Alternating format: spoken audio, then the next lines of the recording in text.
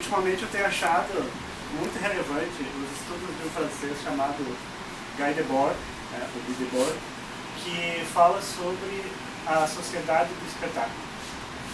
O que seria essa sociedade do espetáculo? Seria a sociedade que nós estamos vivendo hoje em dia, que é mediada por imagens. Uma sociedade absorta por imagens. Uma sociedade que não vive, não se comunica, não respira sem imagens.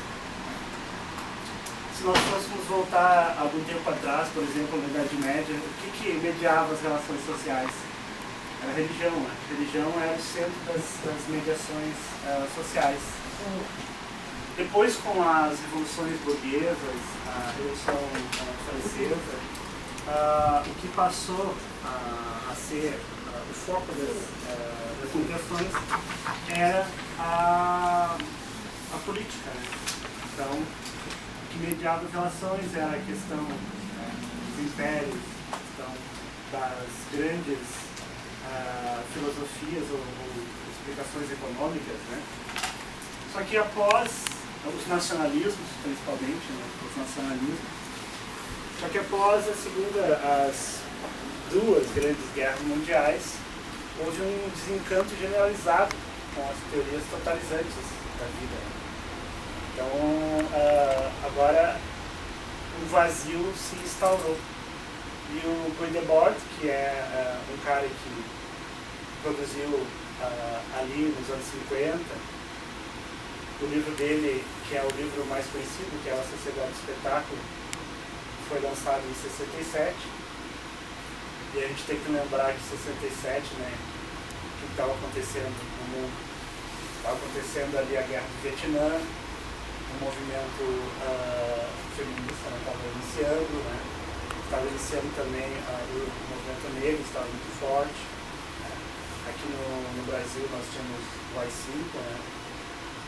O movimento hippie nos Estados Unidos.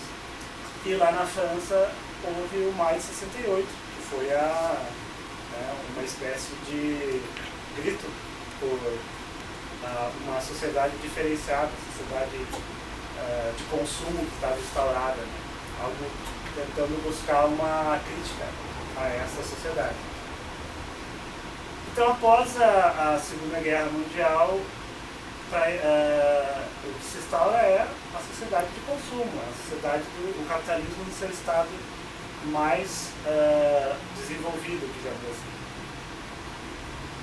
E virando as relações sociais mediadas pelo consumo, a imagem se torna o fetiche, né? A mercadoria se torna um fetiche. Agora a gente já não compra mais a mercadoria em si, a gente compra um sonho agregado, a imagem agregada a esse bem, né? Por exemplo, ao se comprar um iPhone, a pessoa não está comprando ali um celular, está comprando uma razão social, né? Está comprando uma forma de interação com o mundo e uma forma de como as pessoas vão ver. Né? E está passando uma mensagem de ser um cara, né, eclético, um cara de bom gosto, todas essas coisas, né?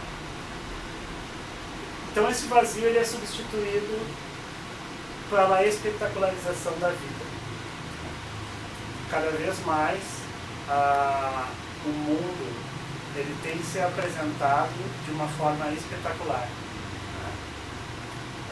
Inclusive um dos trechos mais importantes do livro A Sociedade do Espetáculo, ele diz o seguinte, vai ser um dos poucos trechos que eu vou ler para vocês. O espetáculo apresenta-se como uma enorme positividade, indiscutível e inacessível. Ele nada mais diz senão que o que aparece é bom e o que é bom aparece. A atitude que ele exige por princípio é esta aceitação passiva, que na verdade ele já obteve pela sua maneira de aparecer sem réplica. Pelo seu monopólio da aparência, o espetáculo submete a si os homens vivos, na medida em que a economia já o submeteu totalmente. Ele não é nada mais do que a economia desenvolvendo-se sobre si mesmo. ou para si mesmo. Lá onde o mundo real se converte em simples imagens, as imagens tornaram-se seres reais e motivação eficiente de um comportamento hipnótico. À medida que a necessidade se encontra socialmente sonhada ou sanada, o sonho torna-se necessário. O espetáculo é o mau sonho da sociedade moderna, acorrentado, que finalmente não exprime senão o seu desejo de dormir. O que ele está querendo dizer aqui é que após o capitalismo prover as coisas básicas do ser humano, comida, alimento e tal, proteção, ele tem que criar uma nova commodity, que é algo que as pessoas nem sabiam que precisavam, né? Ela precisa criar algo ilusório, efêmero, para virar produto. Né? E isso é o que vai mediar as relações das pessoas a partir de então. O Guy Debord, ele pertenceu a um grupo que ele mesmo criou, que é chamado de os situacionistas. O situacionismo, ele é uma forma de uma filosofia, uma forma de ver que crê que nós devemos ou podemos ter as nossas vidas como um gesto artístico. Um gesto artístico, mas anti-sistema, contra o sistema. Um gesto artístico crítico a esse sistema. Por exemplo, aqui no Brasil, um artista muito importante, que é considerado um dos maiores situacionistas, é o Hélio Oiticica. Não sei se vocês já ouviram falar, né, do Hélio Oiticica, mas o Hélio Oiticica, ele vai passar da arte, da pintura, da escultura, para uma arte que interage com aquela pessoa que está ouvindo, né, que está vendo. Então ele tinha muito das coisas que, por exemplo, instalações onde as pessoas podiam andar por essas instalações. Ele tinha os parangolés, que eram uma roupa que as pessoas vestiam e interagiam com essa roupa. Né? Até inclusive, por estarmos no período da ditadura militar, ele foi muito perseguido. O apartamento dele foi onde ele, do irmão dele, onde continha as obras dele, foi incendiado, né, um incêndio criminoso. Ele perdeu grande parte da obra, assim, foi uma perda muito grande para a arte brasileira, assim, até hoje sentida, né, porque o Hélio Oiticica, assim como a Lígia Clark, né, são dois artistas bem importantes do situacionismo brasileiro, que é essa ideia de que o artista pode usar o espetáculo. O Guy Debord, ele não é contra o espetáculo, ele mostra o espetáculo como algo que está posto. Né? Hoje em dia nós viramos uma mercadoria também. Nós também, de certa forma, vendemos a nossa imagem para os outros, né? Fazemos uma seleção, né, do que nós queremos apresentar. Só que, para além disso, ele acreditava que essa representação é tida como real.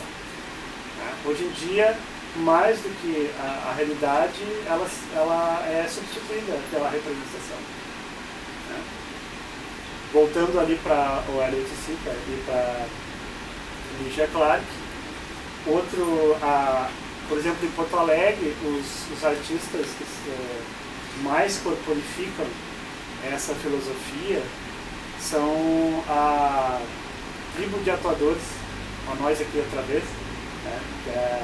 Eles são um grupo de teatro que tem essa ideia de ser um teatro popular, um teatro questionador, um teatro crítico. Né? Eles fazem muitas intervenções nas ruas, é um teatro bem combativo. Eles fizeram uma encenação, eu não me lembro se foi, mas era de uma tragédia grega, no antigo hospital psiquiátrico de São Pedro, né, na aula desativada de São Pedro. Então foi esse pessoal aí, eles meio que corporificam essa ideia.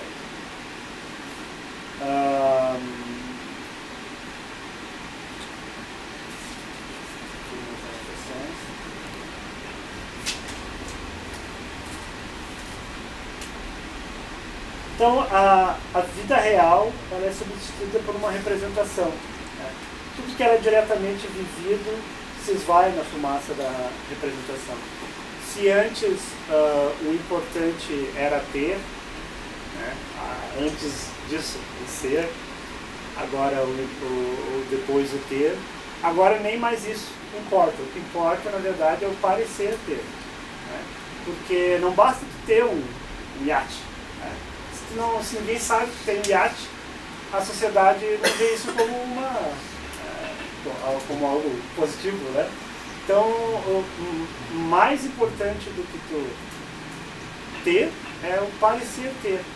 Eu me lembro muito de um caso bizarro, que eu ouvi falar que nas baladas do Rio de Janeiro tinha um serviço especializado em alugar, e não era nem o celular em si, nem os iPhones em si, mas a capa, assim, ó, tipo um celularzinho de madeira, de plástico, assim, que simulava um iPhone, né? Que era pro cara, volta e meia, tirar aquele simulacro, né? Aquela cópia, né? Pra fingir que tinha um celular, né? de ponta, né? Então já mostra o quanto a nossa sociedade está caminhando para uma esquizofrenia da imagem, né?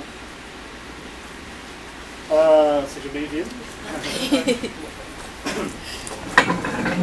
O Gutenberg, ele foi assim, algo como um beatnik. Hoje a gente poderia comparar ele a um beatnik, né? Que é aquele cara mais engajado nas redes sociais do que tendo uma formação acadêmica, né? Ele dizia que ele era doutor em nada, né? Até, inclusive, no filme, porque ele era um cineasta, ele era um filósofo, um cineasta, um escritor, e ele tem um documentário, um filme, que através de umas colagens de imagens, ele passa a ideia do livro, A Sociedade do Espetáculo. Então eu sugiro que, para quem se interessou, veja, tem no YouTube, é bem fácil de acessar, tem legenda em português e tal, que é A Sociedade do Espetáculo, é o filme que ele faz para transmitir a ideia do livro.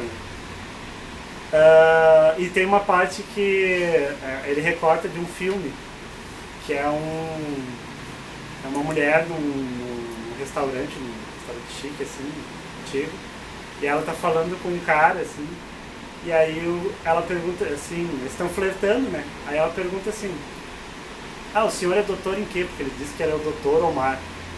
O senhor é doutor em quê? Aí disse, eu sou doutor em nada, mas falando assim parece importante e não fere ninguém, ao contrário da maioria dos médicos.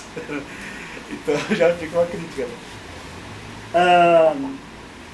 E esse filme, ele é um pouco difícil o vocabulário do Guy Debord, ele é um pouco difícil, assim, ele é quase uma série de aforismos, né? Quase como o trabalho do Nietzsche, né? Então ele é um pouco indigesto, mas depois de um certo tempo ali, tu extrai bastante coisas daquela obra. Tem um outro trecho que eu separei aqui para a gente ter uma ideia, né? O espetáculo não é uma coleção de imagens, mas as relações sociais entre pessoas mediadas pela imagem. Temos que lembrar que ele escreveu isso há 50 anos atrás, né? E hoje em dia a gente vê o efeito Facebook, né? Onde realmente a nossa vida privada ela é tornada uma mercadoria, né? Ela é tornada um espetáculo.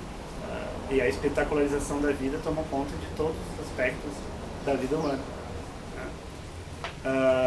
Por exemplo, se nós formos ver o conceito de amigo, né, no Facebook, né? Na verdade, amigo para o Zuckerberg, né, é uma forma criada, uma marca inventada pelo Zuckerberg para monetizar, para maximizar a monetização do seu website. Mas cada vez mais esse termo, a amizade, está, por ela ter uma similaridade com o que a gente tem como amizade, ela está substituindo o termo anterior, né? Então, cada vez mais, quando se fala de amizade, está se falando mais desse tipo de amizade, né? Que é uma coisa bem mais, digamos, solta, livre da responsabilidade das amizades como a gente tem, né? E que serve, na verdade, para tornar ali aquele espetáculo pessoal mais aprazível, né? Ou seja, é uma troca de espetáculos, né? Então, quanto mais likes as pessoas têm, mais ela é vista, ela é lembrada, e na nossa sociedade isso é existir, né? Existe uma extrema necessidade de ser percebido através das imagens que tu produz, né? O grande problema disso é que essa miríade de imagens, essa quantidade exagerada de imagens gera um sentimento de irrealidade. Então, os problemas sociais eles passam a ser apresentados como espetáculo e eles perdem eles viram algo efêmero, né? Dá um exemplo. Por exemplo, a famosa foto da criancinha morrendo na África de fome, né? Cada vez mais, com a saturação da utilização dessas imagens, mais elas se tornam só uma imagem, né? E o outro fato que também faz com que torne difícil a crítica dentro da sociedade do espetáculo é que as imagens e as pessoas transitam com a mesma hierarquia. Então, quer dizer, ali no Facebook nós temos, né, ou em qualquer rede social, nós temos pessoas, objetos, coisas inventadas, coisas reais ou coisas alteradas, tudo trafegando com a mesma hierarquia. E isso atrapalha bastante a crítica sobre aquilo, né?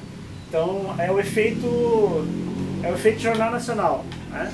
Tu toca ali uma bomba, tipo, né, a economia foi pro saco, né, agora estamos todos ferrados, e agora a notícia do futebol, que é para amenizar.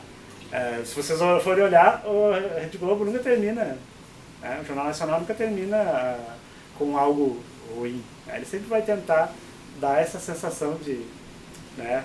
Eu vi uma propaganda muito boa agora de um dos caras do CQC, que agora, né, ele faz stand-ups e coisas, que é ele assim, vestido de mulher, de empregada, e ele chega em casa, e aí ele tá no sofá que ele comprou, e aí ele tá sonhando com a viagem a Paris. Aí pega a almofadinha com eu amo Paris, e aí ele pensa, a Torre Eiffel, os cafés, aquela coisa. E aí diz assim, tá, mas vamos voltar à realidade porque está na hora da novela. Ou seja, né, a nossa realidade ela acabou sendo transformada em uma série de fugas da própria realidade, né?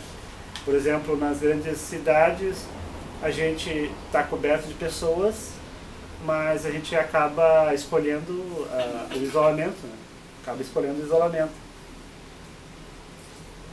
Aquele mundo artificial que é compartilhado, né?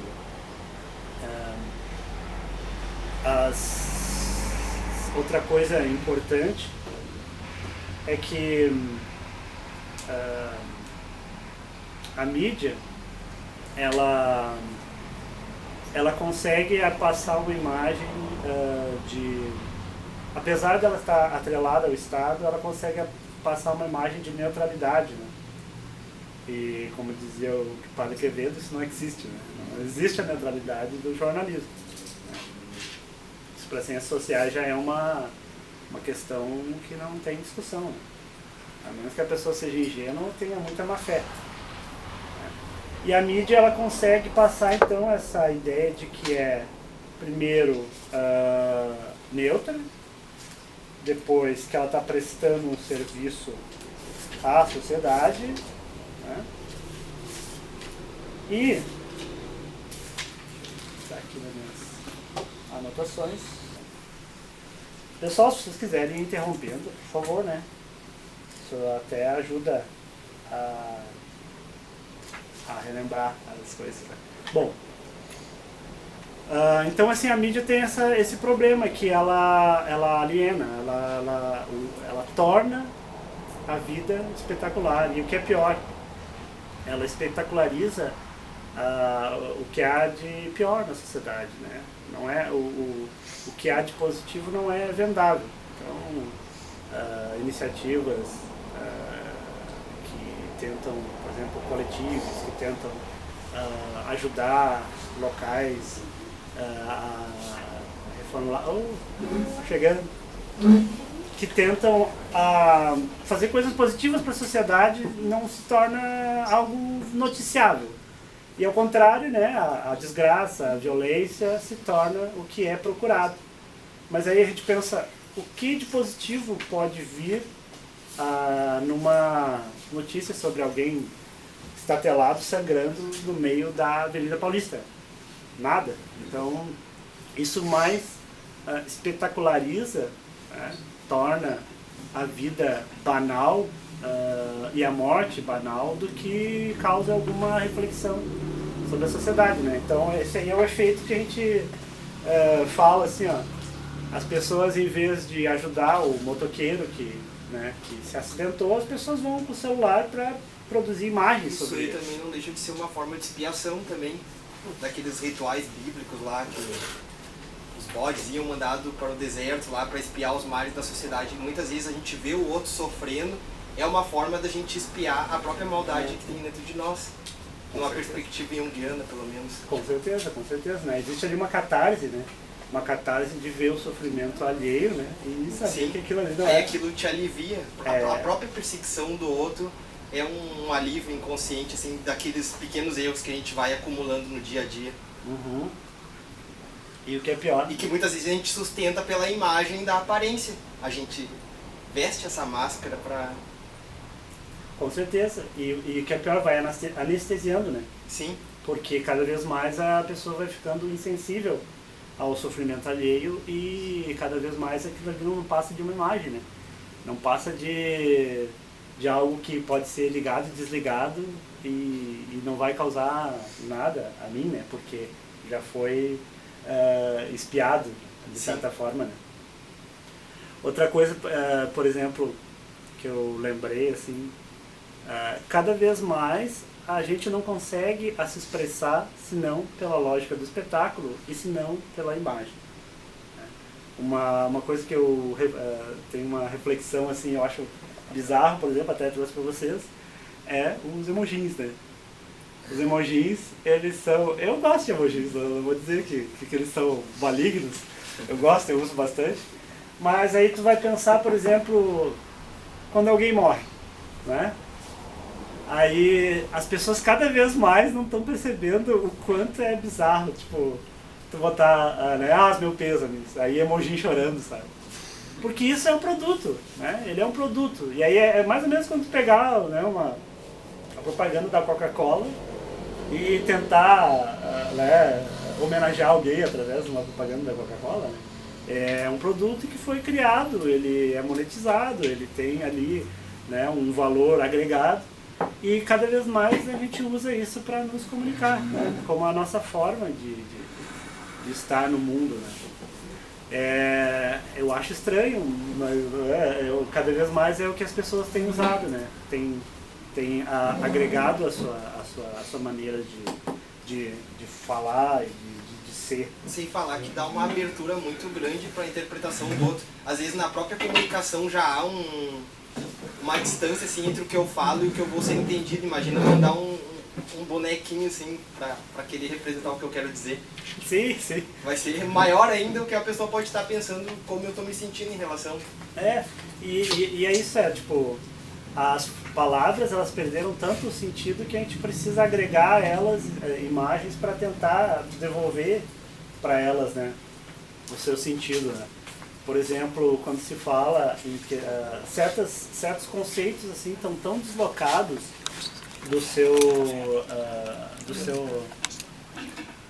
da sua significado original.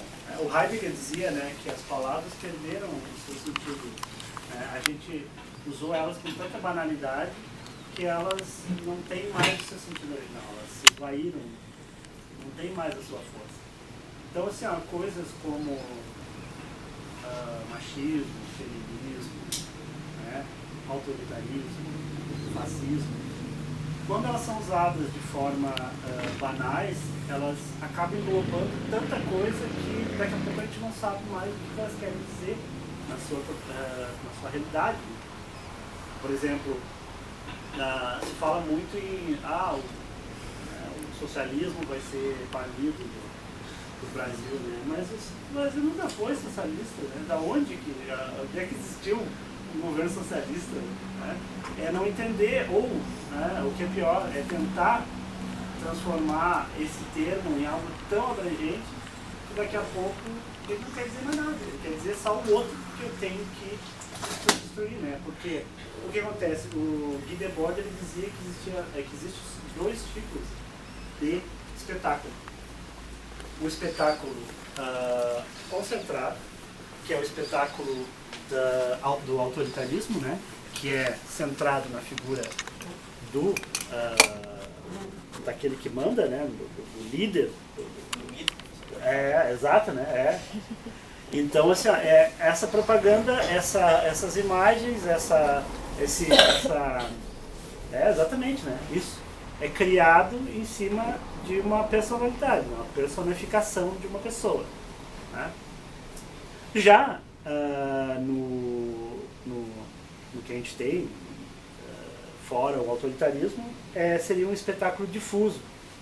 O espetáculo difuso, ele dá uma sensação de falsa participação, porque tu tem tantas coisas, sabe? Não sei se vocês vão ver alguma similaridade, mas a gente tem tantos partidos, tantas escolhas, que daqui a pouco aquilo ali dá nada mais do que uma falsa sensação de democracia, né? Por isso o espetáculo difuso. Ela dá a ideia de que existe megacorporações que são inimigas e que tentam, por exemplo, Pepsi, Coca-Cola, sabe? E que nessas relações isso aí se cria uma certa liberdade, sabe? Mas na verdade, né, tu tem o homem comum, ele é um mero espectador. Uma das características mais clássicas da sociedade do espetáculo é que nós nos tornamos nada mais do que espectadores de uma vida que passa na nossa frente, né? Um espetáculo, um grande espetáculo que passa na nossa frente. Até o Guy Debord ele dava duas significações para espectador, né? Ele falava o espectador com X, que é aquele que espera algo. Ele está sempre esperando algo, esperando as férias, esperando o final de semana, né? Onde ele vai ser autêntico na sua vida, né? E ele nada mais vai fazer do que, às vezes, gerar imagens para ele mesmo lembrar, né?